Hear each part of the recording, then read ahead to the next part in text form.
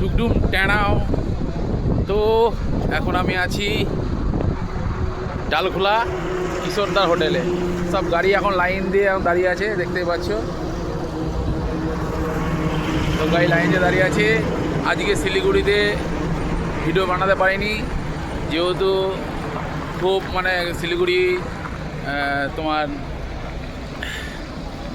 যে আমাদের জংশনের মোড়, ওখানে আর ভিডিও বানানো যাচ্ছে না বা টাইম নেই ভিডিও বানানোর ওখানটায়, যেহেতু পুলিশে খুব অত্যাচার, এখন গাড়ি লাগাতে দিচ্ছে না। এত গাড়ি হয়ে গেছে, জংশন শিলিগুড়ি জাম হয়ে যাচ্ছে।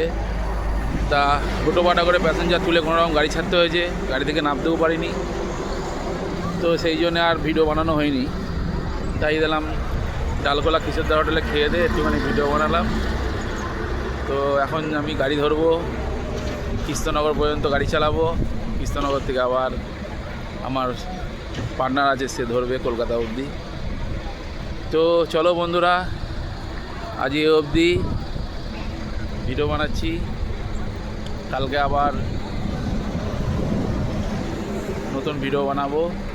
কালকে আবার শিলিগুড়ি আসতে হবে, শিলিগুড়ি টাইম দেওয়া আছে 7:30টার সময়। তো গুড নাইট বন্ধুরা, ভালো থেকো, সুস্থ থেকো, আর আমার কথা একটু মনে রেখো। ডুগডুম ট্যাঁড়াও।